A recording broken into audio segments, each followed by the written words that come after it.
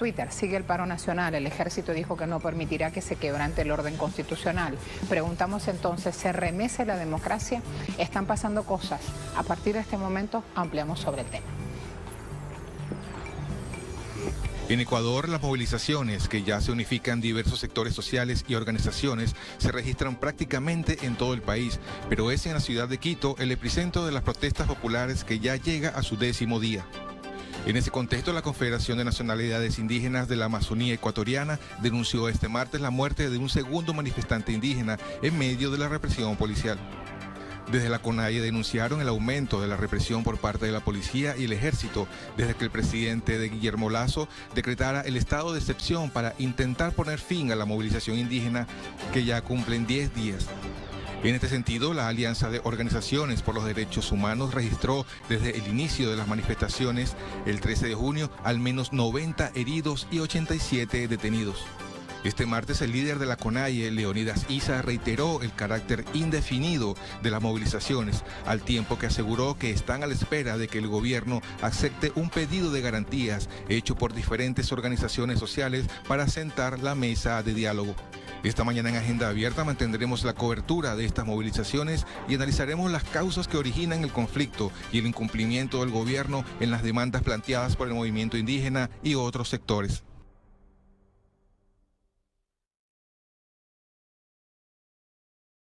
Fíjense lo que dice Telesur. Ministerio de Defensa de Ecuador amenaza al movimiento indígena. El Ministerio de Defensa, el ministro, en este caso Luis Lara, afirmó este martes que las protestas de indígenas en curso desde la semana pasada ponen en riesgo, en serio riesgo, la democracia del país, mientras aseguró que el ejército no permitirá que se quebrante el orden constitucional. De igual forma, el ministro aseveró, el objetivo de las manifestaciones indígenas es crear pánico, agrediendo y extorsionando a las empresas, a las instituciones y a las autoridades. Esto dicen las autoridades. ¿Qué dice desde la calle la CONAIE, que está presente y haciendo un acto de resistencia y de lucha por lo que considera sus derechos humanos? Nodal, CONAIE confirma la muerte de un manifestante durante la represión policial. Se trataría de Guido Guatatoca, comunero quichua, quien habría fallecido durante esta represión que hizo la fuerza pública en el marco del paro nacional. Lo puso en Twitter CONAIE.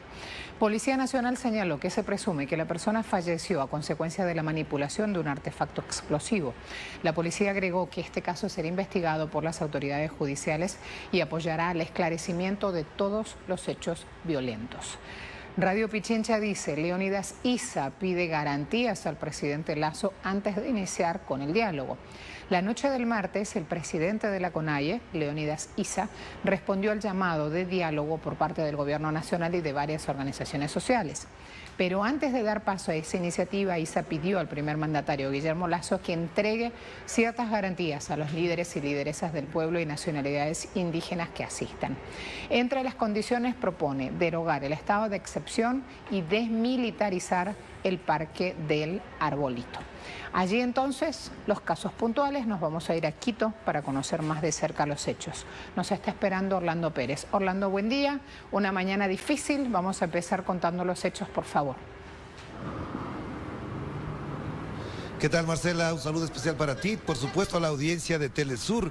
Lo que acabas de mencionar a propósito de este mensaje y comunicado de la policía de la muerte del comunero quichua en la ciudad del Puyo es evidentemente una barbaridad, lo voy a decir en estas palabras, porque no podemos publicar las imágenes del momento en que es impactado el comunero, le impacta la bomba lacrimógena en el ojo y la bomba explota en su rostro. Dice, en cambio, el ministro y la policía que estaban manipulando explosivos.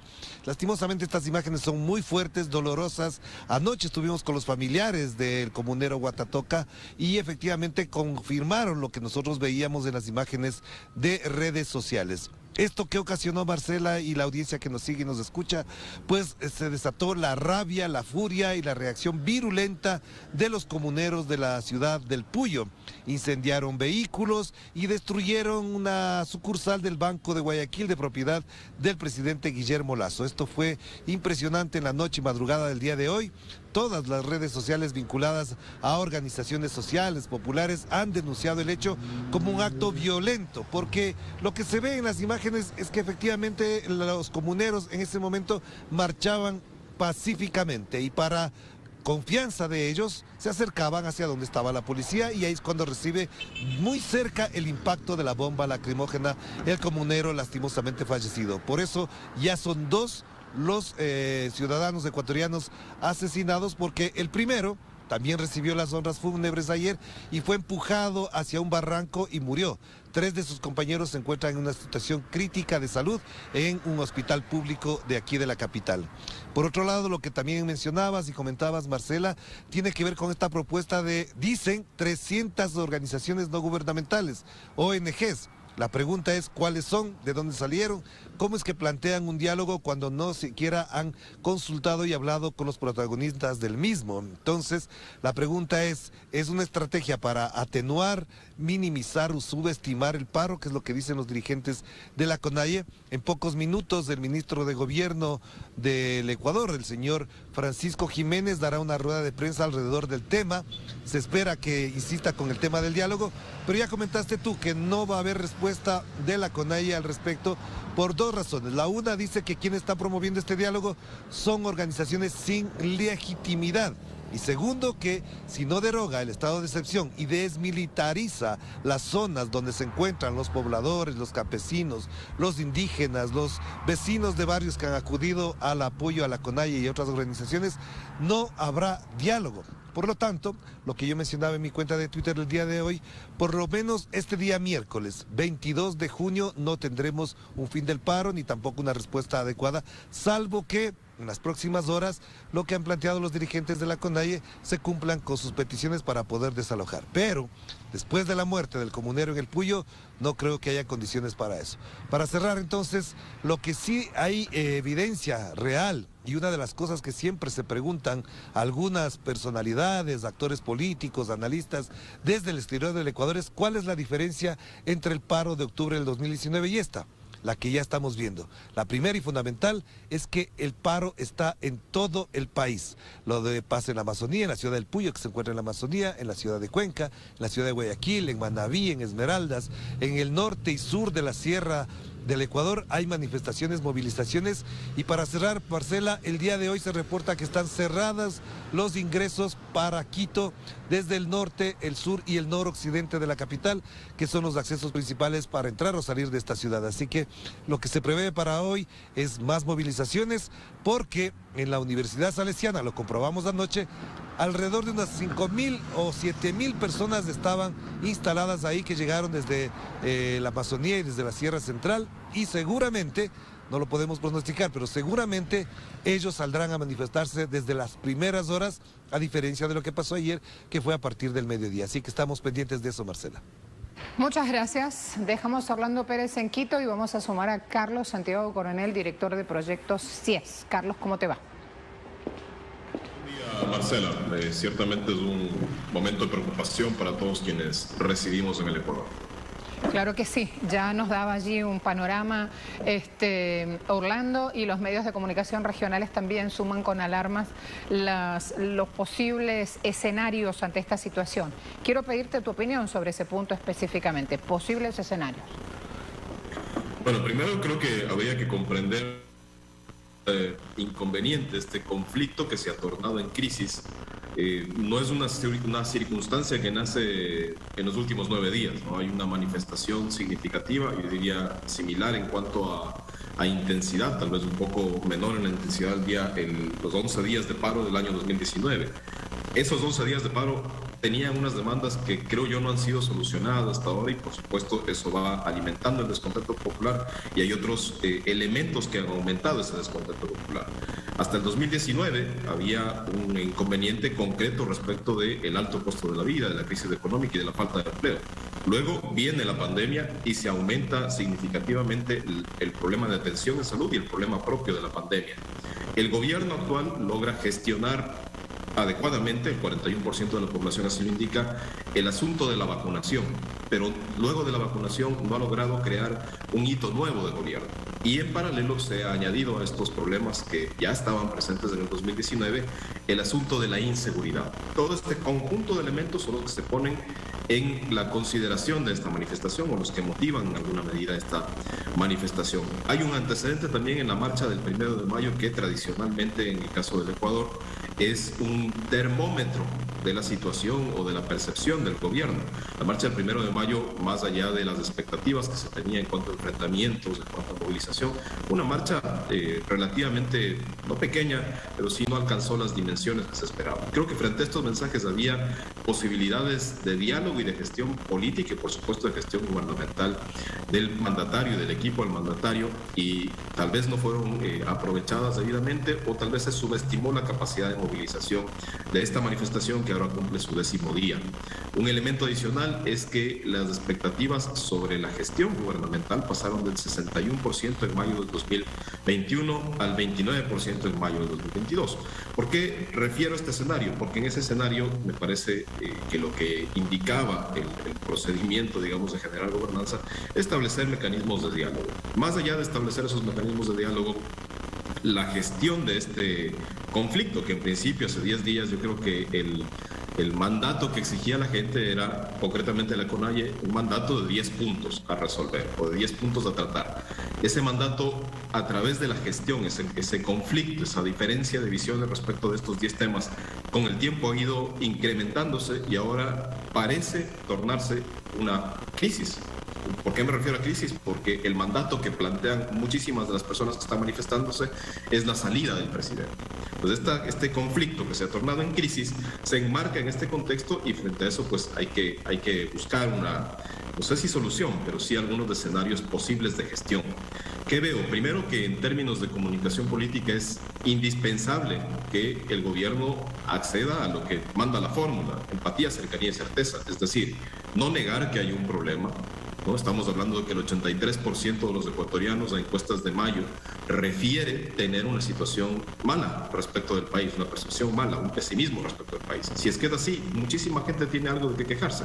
Por lo tanto, hay que mostrar empatía, cercanía y certeza al respecto de eso. ¿Qué puede ser la certeza? Bueno, gestionar estos 10 puntos que ha referido la CONAIE, y creo que adicionalmente hay mandatos ya más de la economía urbana, de las sociedades, de los cantones, sobre todo el tema de seguridad, que tienen que empezar a ser resueltos. Luego creo que hay un asunto de vocerías y de mensajes que resolver.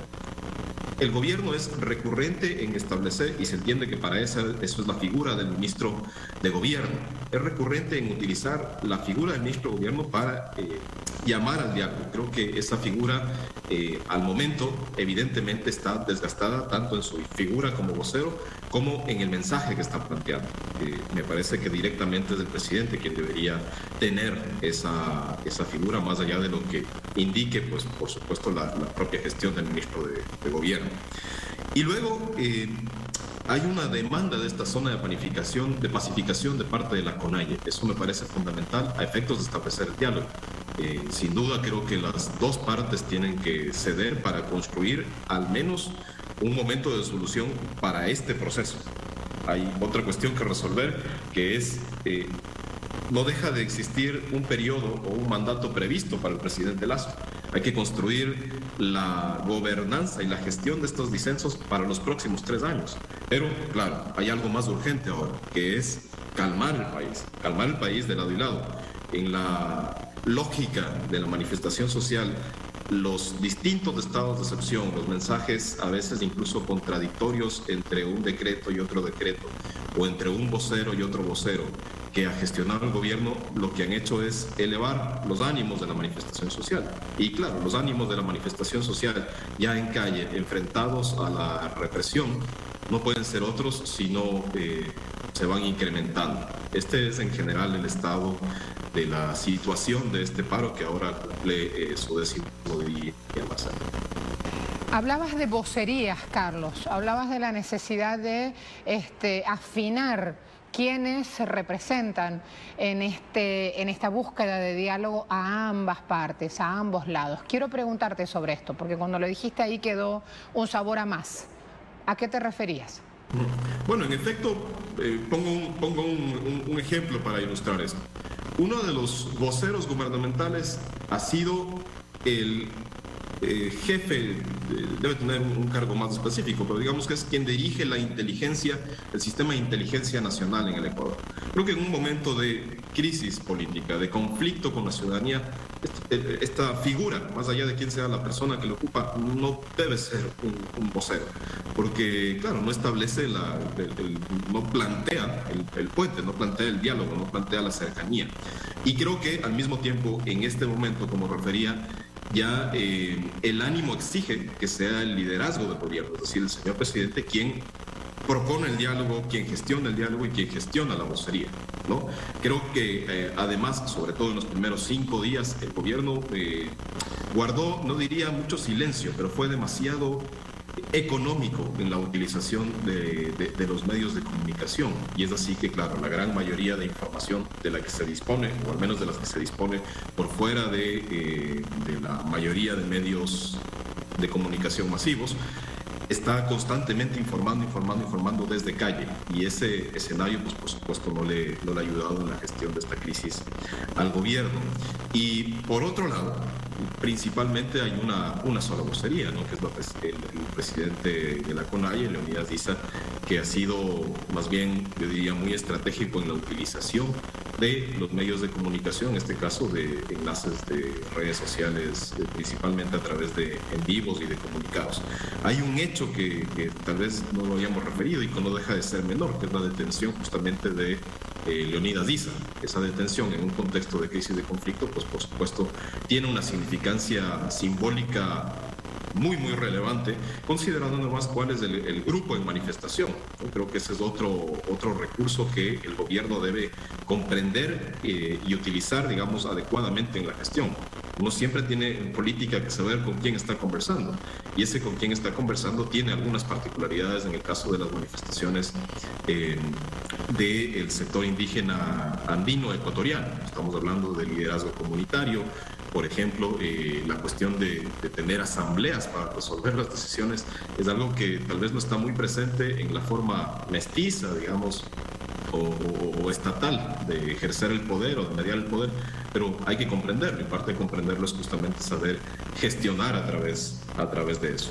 Volviendo al tema de las vocerías, en resumen diría, hay que gestionar una centralidad de vocerías. La multiplicidad de voces y de mensajes solamente está entorpeciendo la gestión, cuando en realidad lo que se necesita, como referíamos hace un momento, es ir generándole certezas a la ciudadanía dentro de todo este conflicto que ha ido incrementándose. Insisto, hace 10 días del mandato era resolver unos puntos, principalmente alto costo de la vida, inseguridad y problemas de atención en salud. Ahora eso ya, creo yo, ha pasado a un segundo plano, y el primer plano lo ocupa la salida de la presidencia. Entonces, la gestión de esa crisis, que ya existe una crisis, tiene que ser mucho más afinada. No se pueden seguir repitiendo las posibilidades de gestión que se han mantenido hasta ahora, porque evidentemente no han sido útiles ni para contener el paro ni para gestionar al gobierno. Hablemos ahora del comportamiento mediático, cómo los medios de comunicación actúan cubriendo las informaciones referidas a esta situación política en Ecuador. Bueno, yo creo que siempre en un contexto de manifestación, así como se refiere y como veíamos en el reporte que se hacía antes de empezar esta entrevista, cuando hay una manifestación que llega a muchos lados, pensemos en el caso de Quito. Normalmente una manifestación en Quito acudía al centro histórico, entendiéndose que en el centro histórico está el centro de gobierno, el Palacio de Carondelet. Ahora esa manifestación se ha movilizado a sectores que tal vez antes no estaban presentes en el escenario, digamos, de la movilización social, o no tenían ese valor simbólico. Están presentes en el noroccidente de Quito, concretamente en el caso le conocen como el Redondel Marés, está en vía a la mitad del mundo, está presente en barrios del sur de Quito, está presente en el centro occidente, digamos, de Quito, en el centro oriente de Quito, y así se van reproduciendo muchos lugares donde se está gestionando la movilización solamente en la ciudad de Quito, más allá de que, en efecto, hay movilizaciones en la Amazonía, hay movilizaciones en ciudades como Riobamba, como Ambato, como Latacunga, y coberturar eso va a ser siempre complicado para cualquier medio, sea un medio masivo tradicional, llamémosle medios televisivos que tienen 40, 50 años en funcionamiento en el país, como para los medios alternativos, incluso muchos medios de carácter o que existen solamente en redes sociales, pero que por supuesto tienen una audiencia muy significativa. Pondría esa primera limitante, ¿no? Va a ser muy difícil que todos logren cubrir todas las miradas y todos los eventos. Luego, por supuesto, hay una línea editorial de los medios, yo diría, la manifestación tiene sus propios medios y al mismo tiempo el gobierno tiene una línea editorial muy cercana a diferentes medios de comunicación masivos, tradicionales del país. Esa es una mirada general alrededor de lo que está, o el papel que están generando los medios de comunicación. Ahora, destaco allí que realmente es muy marginal la posición de los medios que se allanan más bien a la posibilidad de una gestión de esta crisis. Creo que cada una de estas visiones se pone muy en su orilla, ¿ya? Y eso se puede entender como una línea editorial, pero no se puede entender como un ejercicio de periodismo. Porque finalmente el periodismo, la política, la ciencia, el arte tienen que ayudarnos a pensar en grande, no tienen que ayudarnos a estancarnos de los conflictos, sino más bien movilizar la solución de esos conflictos. Y algo deseable es que en este caso los medios de comunicación también abonen a ese encuentro, a esa posibilidad de gestionar esta crisis, porque decía, hay algo urgente que resolver que es literalmente dejar de matarnos en las calles. De lado y lado, dejar de tener ese nivel de conflicto que actualmente se tiene en estos puntos de movilización. Pero adicionalmente hay algo de más largo aliento, que es resolver en los siguientes 3 años de gobierno o resolver en el fondo las cuestiones que están a demanda, las cuestiones de crisis económica, de servicios de salud, de inseguridad y por supuesto de plan de vida, ¿no? Que son ya cuestiones más estructurales que tal vez no se debaten en el contexto de una crisis, pero que tienen que pensarse y creo que allí el papel de los medios de comunicación tiene que ser fundamental. Carlos, un gran abrazo, hasta la próxima. Muchas gracias por todos estos conceptos. Muchas gracias, Marcela, y esperemos tener una nueva conversación con mejores noticias desde el Ecuador. Amén, que así sea. En Ecuador sigue el paro nacional, dijimos en Twitter. El ejército dijo que no permitirá que se quebrante, el orden constitucional. Se remece la democracia y ustedes dicen sí, 78,6%, no 14%, un poquito más, no sé, 7,1%.